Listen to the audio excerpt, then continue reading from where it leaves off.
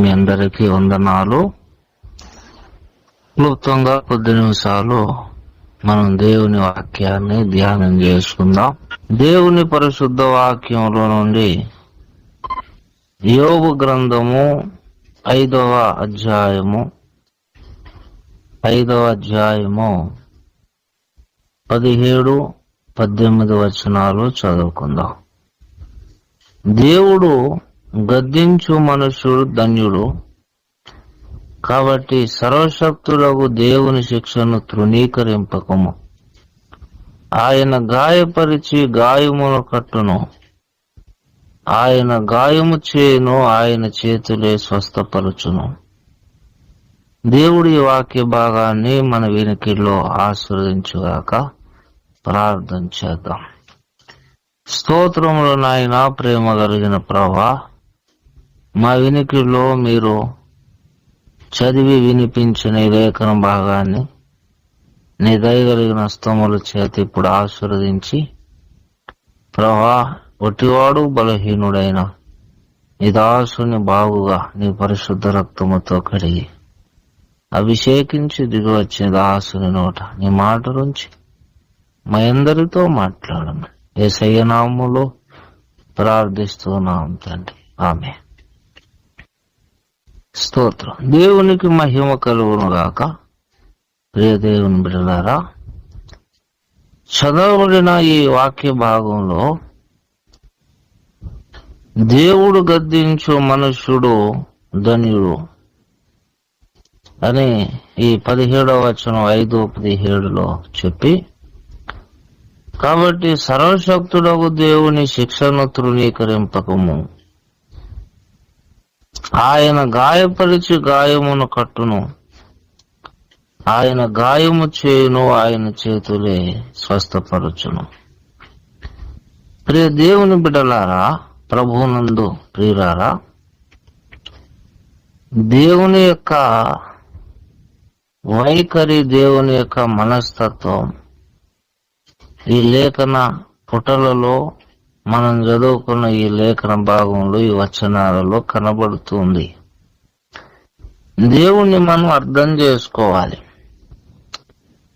మనం ఆయనను అర్థం చేసుకుంటే మనం పాడైపోకుండా, చెడిపోకుండా, నాశనం కాకుండా ఆయన రాకడ పర్యాయంతం మనం ఆరోగ్యంగా విశ్వాసంలో ఉండగలుగుతాం. ప్రతిదానికి దేవుడు వచ్చి ఎక్స్ప్లెనేషన్ ఇవ్వడు. బాగా వినాలి దయచేసి. మనం నమ్ముకున్నటువంటి దేవుడు ప్రతి విషయాన్ని గురించి, ప్రతి సంగతిని గురించి, మన జీవితంలో జరుగుతున్న ప్రతి సంఘటనను గురించి, కష్ట నష్టాల గురించి ఆయన వచ్చి, నా కుమారుడా, ఈ కష్టం నీకు ఎందుకు వచ్చిందంటే ఇది కారణం, ఇది సంగతి, ఇది విషయం, బాధపడొద్దు, ఈ కష్టాన్ని నేను ఎందుకు అనుమతించానని ఇలాగూ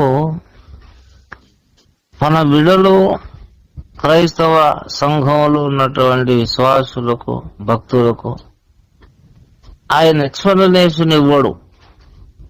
దేవుడు మాట్లాడగలడు, చాలా మందితో మాట్లాడాడు, ప్రతి ఒక్కరితో ఏకకాలంలో అందరితో కూడా ఆయన మాట్లాడగలడు. ఆయనే మోగవాడు కాదు, ఒక రాయి కాదు, ఒక రప్ప కాదు. ఆయన సజీవుడు, సర్వశక్తి కలిగిన వాడు. ఏకకాలంలో మనుషులతో, విశ్వంలో ఉన్నటువంటి ప్రాణులందరితో కూడా ఆయన మాట్లాడగలడు. కానీ ఆయన ప్రతి విషయము కొరకు ఆయన మాట్లాడాడు. ప్రతి సంగతి ఎందుకు జరిగింది, ఎందుకు జరుగుతుంది అని ఆయన ఎక్స్ప్లెనేషన్ ఇవ్వడు. గనుక మన జీవితంలో చాలా బాధాకరమైనటువంటి సంఘటనలు, ఆవేదనకరమైనటువంటి సంఘటనలు జరిగినప్పుడు దేవుడేమో ఎక్స్ప్లెనేషన్ ఇవ్వడు, దేవుడేమో ఎక్స్ప్లెనేషన్ ఇవ్వడు. మన జీవితంలోనేమో కష్ట నష్టాలు, బాధలు, సమస్యలు ఇలాంటివన్నీ కూడా ఎదురవుతూ ఉంటాయి. కష్టాలు, బాధలేమో జీవితంలో ఎదురవుతాయి. దేవుడేమో ఈ సమస్యలు వచ్చిన కారణం ఇదని చెప్పడు. అలాంటప్పుడు మనం దేవుని నమ్ముకొని దేవుని మీద ఆధారపడడానికి మనకు ఆస్కారం ఎక్కడ, అవకాశం ఎక్కడ? దేవుని మీద సనుగు సంశయాలు మనకు పుడతాయి. దేవుని మీద మనకు సనుగు సంశయాలు పుడతాయి. ఏం దేవుడు అసలు ఇంత గొప్పవాడు అని నేను ఆయన నమ్ముకుంటే మరి నా జీవితంలో ఎందుకు ఈ సమస్యలను ఆయన రానిచ్చాడు అనే ఒక స్పర్ధ దేవుని మీద కలుగుతుంది. ప్రియ దేవుని బిడ్డలారా, ఆ స్పర్ధ మనకు కలగకుండా ఆ రకమైన అవిశ్వాసము, దేవుని మీద వ్యతిరేకమైనటువంటి భావము మనకు కలగకుండా సజావుగా విశ్వాసంలో మనం ముందుకు కొనసాగాలి అంటే దేవుణ్ణి మనం బాగా అర్థం చేసుకుని ఉండాలి. అది మనకు హితము, క్షేమము. దేవుణ్ణి అర్థం చేసుకునే విషయంలో దేవుని బిడ్డలకు అజాగ్రత్త కలిగి ఉంటే ఆ ఒక్క పాయింట్ మీరు బాగా వినాలి. దేవుణ్ణి మనం అర్థం చేసుకునే విషయంలో అజాగ్రత్త కలిగి శ్రద్ధ లేకుండా దేవుని అర్థం చేసుకోవడమే నా జీవిత ధ్యేయం, దేవుని యొక్క మనస్తత్వం, దేవుని యొక్క వైఖరి, దేవుని యొక్క గుణ లక్షణాలు, ఆయన స్వభావం, వాటిని తెలుసుకోవడం, వాటిని తెలుసుకొని మనసును వహించి దేవుని యొక్క వ్యక్తిత్వాన్ని అర్థం చేసుకోవడం అనేది నా జీవిత పరమార్థం. దీని తర్వాతే ఏదైనా. దేవుని అర్థం చేసుకోవడం అనేది అతి ప్రాముఖ్యమైన విషయం, అతి కీలకం అనే ఒక ఆతృత, ఆశ మనందరికీ ఉండాలి. ఇది సరిగా మనం చేయలేకపోతే, దేవుడిని మనం సరిగా అర్థం చేసుకోలేకపోతే, తర్వాత యాత్రలో మనం నడిచినప్పుడు తొట్రుపాటు పడతాం. అర్థం చేసుకున్న వ్యక్తులు దేవుణ్ణి అర్థం చేసుకోవడానికి వ్యర్థ విషయాలను విడిచిపెట్టి, దేవుడు ఊరికి అర్థం కాదు. ఇది కూడా మరి చెప్పాలి గనక ఈ పరంపరలో ఈ మాట కూడా నేను చెబుతున్నాను. దేవుణ్ణి అర్థం చేసుకోవాలి అని చెప్పాను కదా ఇప్పటి వరకు. అర్థం చేసుకుంటే యాత్రలో మనం తొట్టుపాటు పడం. మనకు ఎదురయ్యే సమస్యల్లో దేవుడు వచ్చి ఎక్స్ప్లెనేషన్ ఇవ్వకపోయినా దేవుణ్ణి మనం అర్థం చేసుకున్నాం గనక మనం యాత్రలో ముందుకు సాగగలమని చెప్పాను. దేవుణ్ణి అర్థం చేసుకోవడం ముఖ్యం అని చెప్పాను. అయితే దేవుణ్ణి అర్థం చేసుకోవడం అంటే తెలివి ఉంటే దేవుడు అర్థమవుతాడని కదా. తెలివి ఉంటే, జ్ఞానం ఉంటే, పిల్లలు కొంతమంది తెలివైన పిల్లలు ఉంటారు స్కూల్లో. మాస్టర్ చెప్పే పాఠాలు, టీచర్ చెప్పే పాఠాలు ఒకసారి చెప్పగానే విని వాటిని గ్రహించి అర్థం చేసుకునేటువంటి తెలివైనటువంటి పిల్లలు ఉంటారు. ఎలాంటి కఠినమైన పాఠాలైనా మరి చక్కగా వాళ్ళు అర్థం చేసుకోగలరు. వాళ్ళకున్నటువంటి ఐక్యూ లెవెల్, వాళ్ళకున్నటువంటి బ్రెయిన్ పవర్, అదంతా వాళ్లకు ఉపయోగపడుతుంది.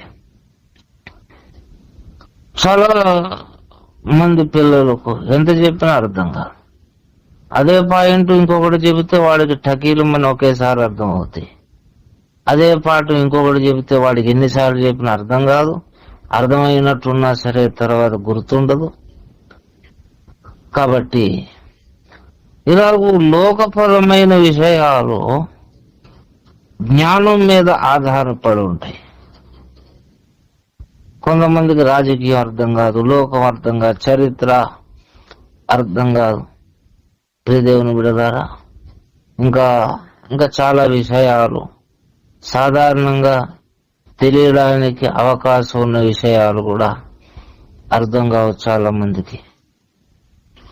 వాళ్ళ తెలివితేటల మీద చాలా వరకు ఇదంతా ఆధారపడి ఉన్నది.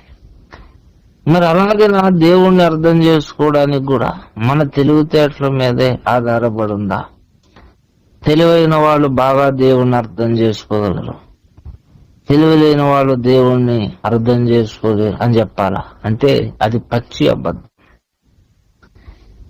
ఎందుకంటే బాగా చదువుకొని మేధావులు శాస్త్రవేత్తలు అనిపించుకున్న వాళ్ళందరూ దేవుణ్ణి తెలుసుకోవడానికి వాళ్ళు బాగా భయంకరంగా వెనుకబడి ఉన్నారు. దేవుడే లేడని మూర్ఖించి మాట్లాడేవాళ్ళు ఉన్నారు.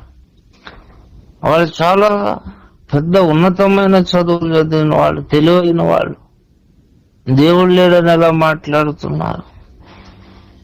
కాబట్టి ప్రియదేవుని బిడ్డలారా, చదువుకు, జ్ఞానానికి, భౌతికమైన జ్ఞానానికి, తర్వాత ఇహలోకపు విద్యకు, మరి దేవుని అర్థం చేసుకోవడానికి ఎలాంటి పొంతన లేదు లేదు లేదు.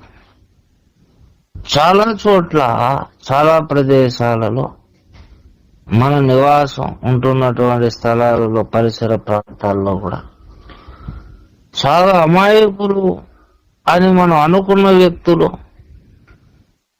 మంచి ప్రార్థనా పరులై ఉంటారు. This is fact. వీళ్ళు చాలా అమాయకులు అండి అనుకున్న వాళ్ళు దేవుని వాక్యం పట్ల అత్యాసక్తి పరులై ఉంటారు. తర్వాత వీళ్ళకంత తెలివి లేదనుకో మనం కొట్టిపారవేస్తే వాళ్లకు దేవుని గురించిన అవగాహన, దేవుని గుణగణాలను వారు చెబుతారు. కనుక తెలివికి దేవుణ్ణి అర్థం చేసుకోవడానికి ఎక్కడ పొంతన లేదు, పోలిక లేదు. కనుక దేవుణ్ణి అర్థం చేసుకోవడానికి కావలసిన పరికరం ఏంటి, మన దగ్గర ఉండవలసిన లక్షణం ఏంటి, తెలివి కాకపోతే ఏంటి అనేది ఇక్కడ ప్రశ్న. తెలివైన వాళ్ళందరూ దేవుడు లేడు అంటున్నారు, తెలివైన వారందరూ దేవుణ్ణి ఎరగని వారై ఉన్నారు. మరి దేవుణ్ణి మనం అర్థం చేసుకోవడానికి మన దగ్గర ఉండవలసిన లక్షణం ఏంటి అంటే, దేవుణ్ణి నేను అర్థం చేసుకోవడము నా జీవిత పరమార్థం అనే ఒక వైఖరి, ఆ భావం మనందరికీ ఉండాలి. ఇక ఎన్ని విషయాలు తెలుసుకున్నా లోకం అంతా తిరిగి వచ్చి ఇక మొత్తం లోకంలో ఎన్నెన్నో వింతలు కనబడుతూ ఉంటాయి. ఎన్నో వింతలు ఉన్నాయి, ఎన్నో విద్యలు ఉన్నాయి, ఎన్నో రకాల మరి ఉపన్యాసాలు ఉన్నాయి, ఎన్నో విచిత్రాలు ఉన్నాయి. కానీ అన్నిటికంటే ప్రాముఖ్యముగా ఎన్ని విచిత్రాలు, ఎన్ని విడ్డూరాలు, ఎన్ని ఆహ్లాదకరమైన ప్రదేశాలు, ప్రాంతాలు, అన్నిటికంటే నాకు దేవుని గురించిన జ్ఞానం, దేవుని గురించిన అవగాహన, దేవుని వ్యక్తిత్వం నేను తెలుసుకోవడం నాకు చాలా చాలా చాలా ప్రాముఖ్యం అనే సీరియస్ మైండ్ నీకు ఉండాలి. This is your qualification. దేవుని గురించిన తెలివి నీకు కావడానికి ఇది నీ యోగ్యత. ఆ తెలివి మనకు ఉండాలి. లోకం గురించి ఎన్ని సంగతులు తెలుసుకున్నా అవన్నీ నేను చేస్తే అవన్నీ ఎందుకు పనికిరావు. కానీ దేవుని గురించి నేను ఎంత తెలుసుకున్నా ఈ లోకంలో ఉపయోగపడుతుంది, ఆయనతో యాత్ర చేయడానికి, నడవడానికి ఉపయోగపడుతుంది. యాత్ర ముగించి దేవుని రాజ్యంలోనికి వెళ్ళినప్పుడు ఉపయోగపడుతుంది. గనక దేవుని గురించిన అవగాహన, ఆయన వ్యక్తిత్వం నాకు తెలియాలి అనే సీరియస్ మైండ్తో మనం ఆయన ముందు కూర్చోవాలి, ఆయన వాక్యం ముందు కూర్చోవాలి, ఆయన గ్రంథం ముందు మనం కూర్చోవాలి, మోకరించాలి. ప్రియదేవుని బిడ్డలారా, ఏదో ఈజీగా లోక పనులన్నీ చేసుకొని వచ్చి ఏదో వాక్యమట, ఏదో గ్రంథమట అంటే నీవు అయిపోయావు.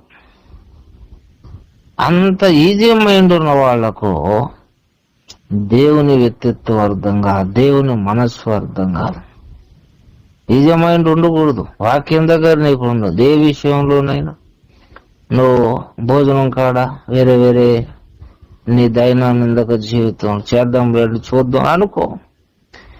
కానీ వాక్య విషయంలో, దేవుని అర్థం చేసుకునే విషయం, ఇది ప్రాణాధారం అనుకుంటే ఏదైనా ఆయన గురించిన తెలివి నీకు వంటబడుతుంది, ఆయన వ్యక్తిత్వం నీకు అర్థమవుతుంది.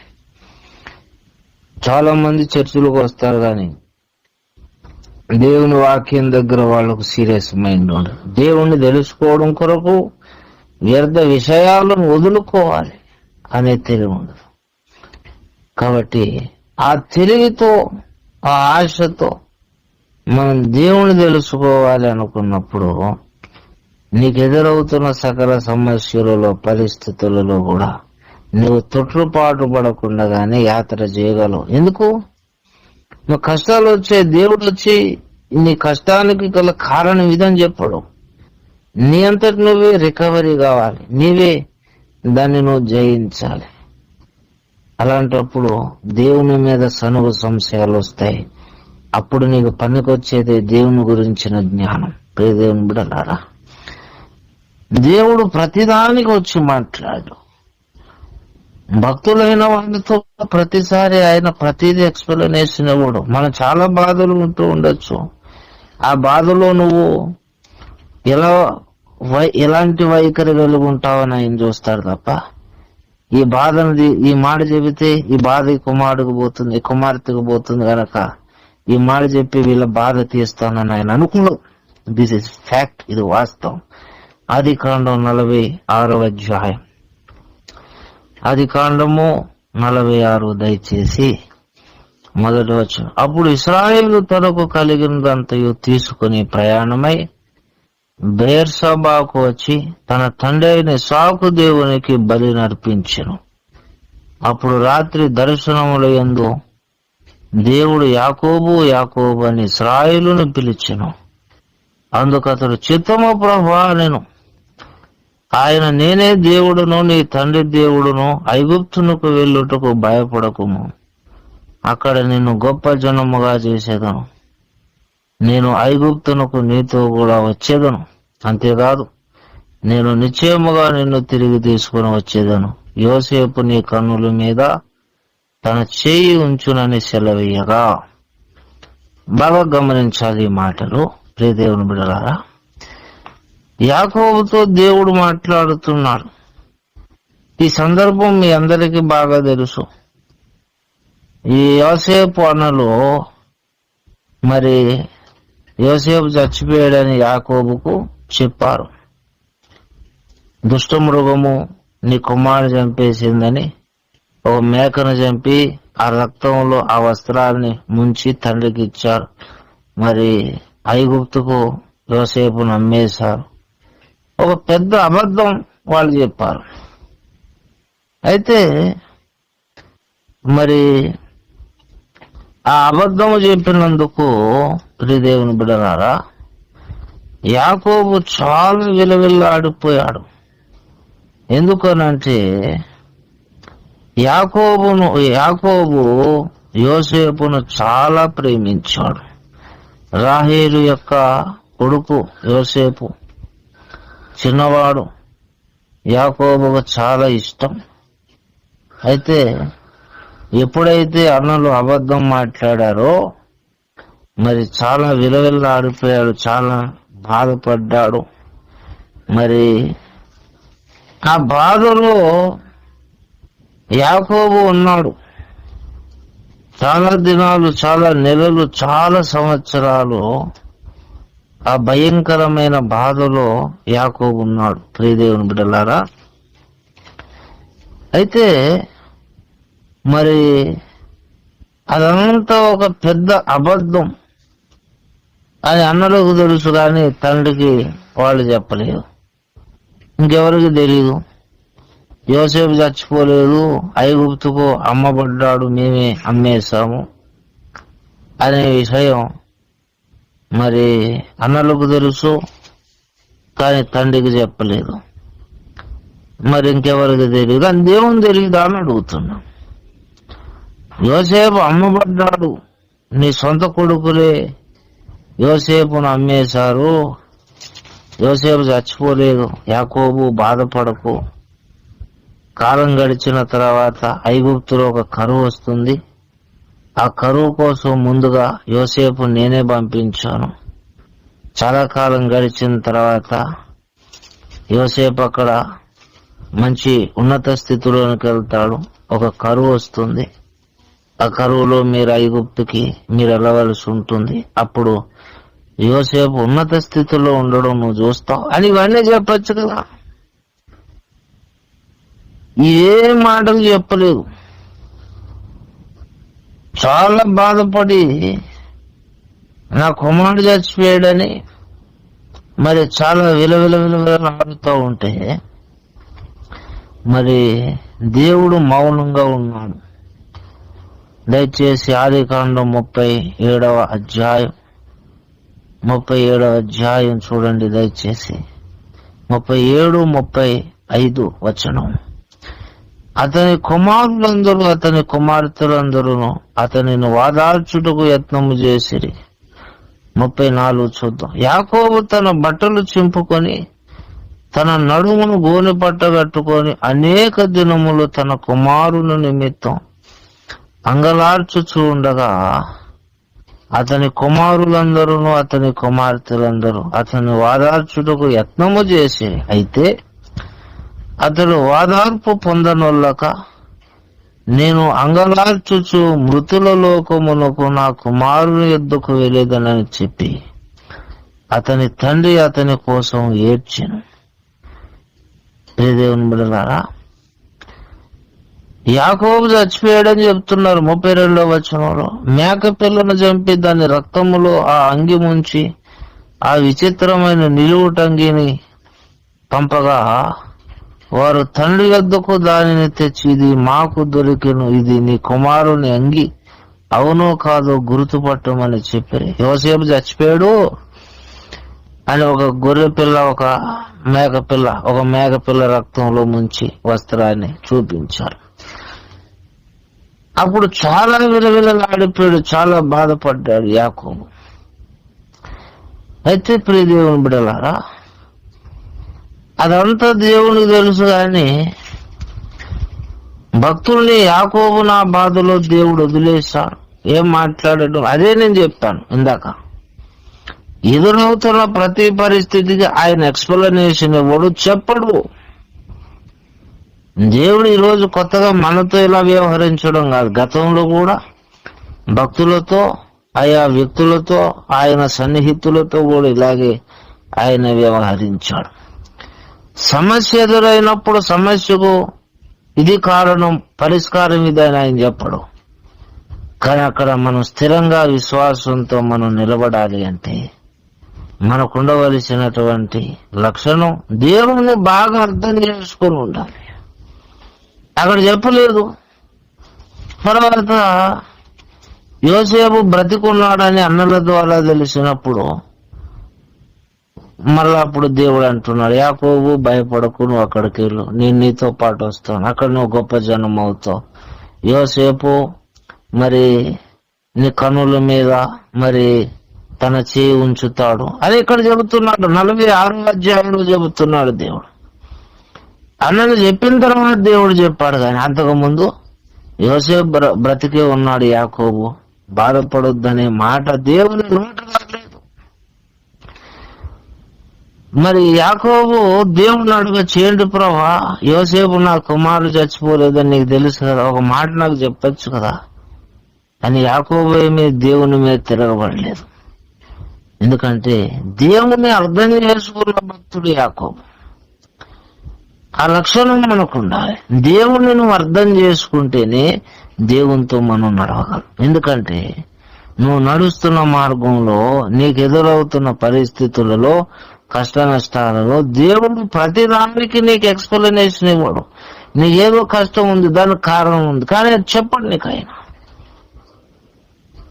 దేవుణ్ణి మనం అర్థం చేసుకోవాలి. అయితే దేవుని యొక్క వైఖరి ఏంటంటే, ప్రియ దేవుని బిడ్డలారా, మనం చదువుకున్న మూలవాక్యము యోబు గ్రంథము 5వ అధ్యాయము 17-18.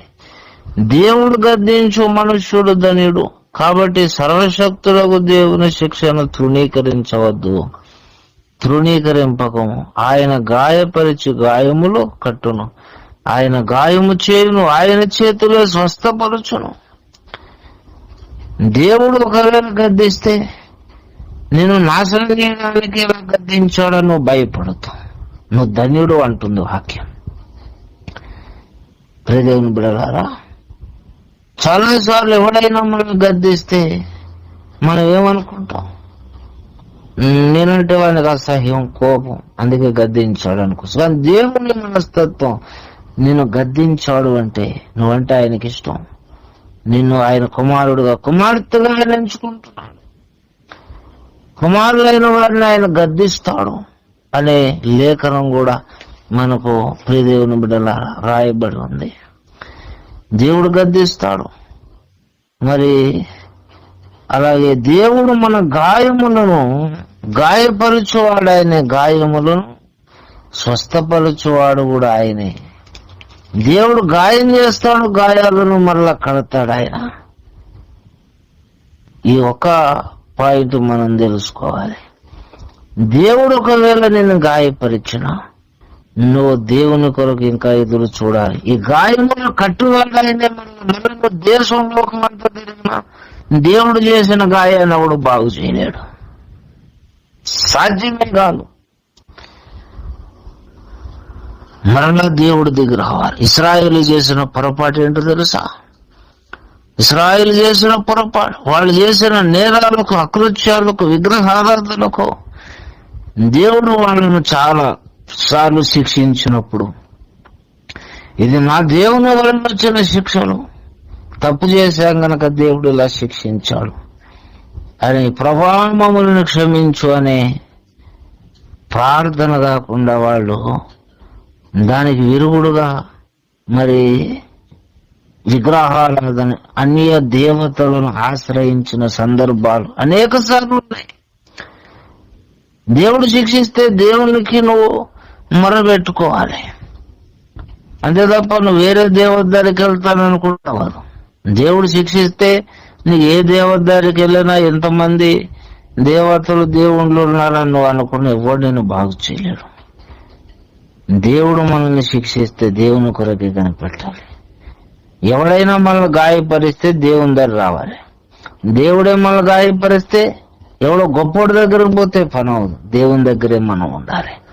ఇది ఒక విద్య, ఇది మహోన్నతుని యొక్క విద్య. ప్రియ దేవుని బిడ్డలారా, దేవుడు ఒకవేళ మనల్ని కొట్టి గాయపరిచిన, నీవు ఆయన కొరకు ఎదురు చూస్తున్నప్పుడు తగిన కాలంలో ఆయన చేతులు వచ్చి మరలా నిన్ను ముడతాయి, స్వస్థపరుస్తాయి. విచిత్రంగా నీ రోగం పోతుంది, నీ సమస్య పోతుంది. నీ కొండంత సమస్య అనుకున్నావు కదా, ఎవరు పరిష్కరించలేరు అనుకున్నాగా, నీవు దేవుని పాదాల కొరకు అలాగే కనిపెట్టుకుని ఉంటే ఆయన చేతులే ఆ సమస్యను తొలగించేస్తాయి. మన దేవుడంతైనా నమ్మదగిన వాడు గనక ప్రియ దేవుని బిడ్డలారా, తప్పు చేసినప్పుడు ఆయన గద్దిస్తాడు, శిక్షిస్తాడు, గాయపరుస్తాడు. ప్రభా, నేను తప్పు చేశానయ్యా, ఈ శిక్షలు న్యాయమే, ఈ గాయాలు న్యాయమే, కానీ గాయపరిచిన నీవు మళ్ళా స్వస్థపరుస్తావు ఇప్పుడు వాగ్దానం ఉన్నది గనక నీ దయలో నీ కృపలో నన్ను జ్ఞాపకం చేసుకొని నన్ను ముట్టు, స్వస్థపరచు. ఈ గాయాలు మానుపుకోవడానికి నేను ఎక్కడికి పోగలను? ఎవరు ముడతారు? ఈ గాయాలను ముట్టు ప్రభా, ఈ సమస్యలు నీవే పరిష్కరించు. ఇశ్రాయేలు ప్రజలు నీ శిక్షలను తృణీకరించి అన్య దేవతలను ఆశ్రయించినట్టు నేనేను. నీవే మనలా ఈ సమస్యను పరిష్కరించు. నా పూర్వస్థితి మరలా నాకు దయచే. నువ్వే దయచే స్వామి. నేను వేరొకటి ఆశ్రయం నాకు లేదు, నీవే నాకు ఆశ్రయం. అనే విద్య నీ దగ్గర ఉండాలి. అప్పుడే నువ్వు యాత్రలో ముందుకు రావాలి. కనుక దేవుని గురించి జ్ఞానము, దేవుని వ్యక్తిత్వాన్ని అర్థం చేసుకున్నవాడే ఈ రకరకాల శిక్షలు, శ్రమలు, ఇబ్బందుల కొలిమిలో దేవుని కొరకు మరలా ఎదురు చూడగలడు. లేదనుకుంటే దేవుడు నాకు ఉగ్రుడయ్యాడు, దేవుడే నాకు వ్యతిరేకమయ్యాడు గనక నేను వేరొకటి ఆశ్రయిస్తాను. సౌలు పొరపాటు చేశాడు. సౌలు ఇశ్రాయేలు మొదటి రాజు పొరపాటు చేశాడు. సౌలు పొరపాటు చేశాడు. మొదట దేవుడు మౌనం దాల్చాడు. మరి యాజకుల ద్వారా గాని, మరి ఉరుము ద్వారా, ఏ రూపాన, కళ రూపాన, ఏ రూపాన్ని దేవుడు సౌలుతో మాట్లాడడం మానివేశాడు. ఏ రూపాన్ని ఆయన మాట్లాడడం లేదు. దేవుడే మాట్లాడడం లేదు గనక ఇప్పుడు నేనేం చేయాలి అని ఒక సోదే చెప్పే ఒక అన్యురాల దగ్గరకు సౌలు మారువేషంలో వెళ్ళాడు. సౌలు అంటే దేవుడు నన్ను శిక్షించాడు మాట్లాడకుండా నాతో, గనక ఇప్పుడు నాకు ఈ శ్రమలు నాకు సమాధానం కావాలి. అది సోద అయితే ఉంది, విగ్రహం అయితే ఉంది, దెయ్యం అయితే ఉంది. దేవుడు మాట్లాడినప్పుడు, దేవుడే సమస్యను పరిష్కరించినప్పుడు ఇంకొకరి దగ్గరికి వెళ్తే ఏంటి తప్పు అనుకున్నాడు మూర్ఖంగా. అదే చాలా పెద్ద పొరపాటు. దేవుడు మాట్లాడకపోతే ఇంకొకరు మాట్లాడాలని వెళ్తావా? దేవుడు సమస్యను పరిష్కరించకపోతే ఇంకొక దేవత, ఇంకొకడు ఎవరు పరిష్కరిస్తారనుకుంటావు? అంత ధైర్యం ఉందా నీకు? అది ధైర్యం కాదు, అజ్ఞానానికి శిఖరం, అజ్ఞానానికి తార్కాణం. అది ఘోరమైన అజ్ఞానం. అది దేవుడు మౌనంగా ఉంటే, నీతో మాట్లాడుకుంటూ ఉంటే, నిన్ను పట్టించుకోకుంటూ ఉంటే, ఆయన పాదాల దగ్గర పడి నువ్వు ఉండాలి తప్ప వేరొకటి ఏదో ఆశ్రయం నాకున్నదనే తెగింపు, అజ్ఞానం, మూర్ఖత్వం నీలో పని చేయడానికి వీల్లేదు. అది అసలు సిసలైన నమ్మకత్వం, విశ్వాసం.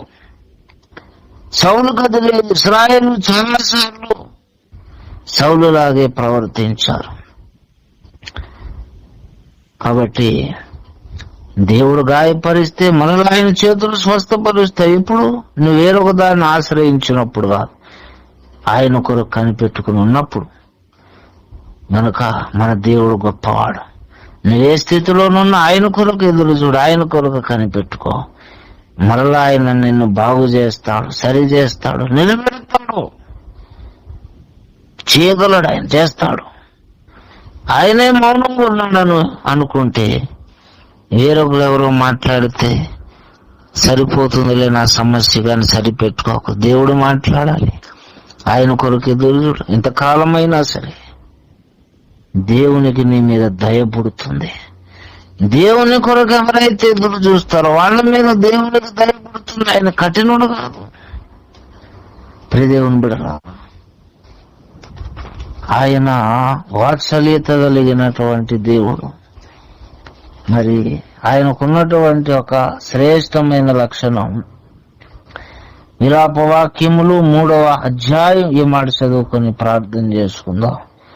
విలాపవాక్యములు 3వ అధ్యాయము దయచేసి 25. తన్ను ఆశ్రయించు వారి ఎడల యెహోవా దయాళుడు, తన్ను వెదుకు వారి ఎడల ఆయన దయ చూపువాడు. దేవుని బిడ్డలారా, నరులు ఆశ కలిగి యెహోవాను ప్రేమించు రక్షణ కొరకు ఓపికతో కనిపెట్టుట మంచిది. అది భక్తుడు చేయవలసిన, విశ్వాస చేయవలసిన పని. నీవు ఆయన కొరకు ఎదురు చూస్తూ ఉంటే ఆయన కాలుతో దాన్ని పొమ్మనేవాడుగా నీ మీద దయ చూపిస్తాడు. దయగలిగిన దేవుడు. గనుక నువ్వు ఏ స్థితిలో ఉన్నా, దేవుడు నిన్ను కొట్టిన స్థితిలో ఉన్నా, శిక్షలు అనుభవించిన స్థితిలో ఉన్నా, చాలా కష్టమైన పరిస్థితుల్లో నువ్వు ఉన్నా, దీనికి మరలా పరిష్కారి నా దేవుడే గనక అని ఆయన కొరకు ఎదురు చూడు. ఆయన దయ నీ మీద ఎక్కువ అవుతుంది తప్ప తక్కువ కాదు. సౌలులాగా నువ్వు వేరే స్థలాన్ని చూసుకుంటే మాత్రం నీ స్వనాశనానికి నువ్వే బాధ్యుడివి, కారకుడు అయిపోతావు. గనక ప్రియదేవుని బిడ్డలారా, మన దేవుడు కొడతాడు, గాయం చేస్తాడు, మళ్ళా స్వస్థపరుస్తాడు. అయితే స్వస్థపరచక ముందు ఆయన కొరకు ఎదురు చూసే లక్షణం, ఓపిక మనకు ఉండాలి. ఇదే దేవునితో నడవడానికి కావలసినటువంటి అతి శ్రేష్టమైన తెలివి. ఈ తెలివితో మనం ముందుకు కొనసాగుదాం. దేవుడి వాక్యాన్ని మన వినికి ఆశ్రయించుగాక. ప్రార్థన చేద్దాం. స్తోత్రం ప్రభా, ప్రేమ కలిగిన వాడా, మాతో దిగవచ్చి నీ సందేశం మాకు వినిపించావు. విన్న వాక్యం మాలో నూరంతలుగా ఫలింపజేయండి. కూడా వచ్చిన బిడ్డలందరినీ దీవించి నీ కొరకు మమ్మలను ప్రభా నిలబెట్టుకోమని, విన్న వాక్యం మాలో నూరంతలుగా ఫలించి అభివృద్ధి చెందులకు సహాయం చేయమని యేసు నామములో ప్రార్థిస్తున్నాం తండ్రి. ఆమేన్. యేసు రక్తమునకే జయం, ప్రభు యేసు రక్తమే జయం, ప్రభు యేసు నామ సంపూర్ణ జయం కలుగునుగాక. ఆమేన్, ఆమేన్, ఆమేన్. అందరికీ వందనాలు.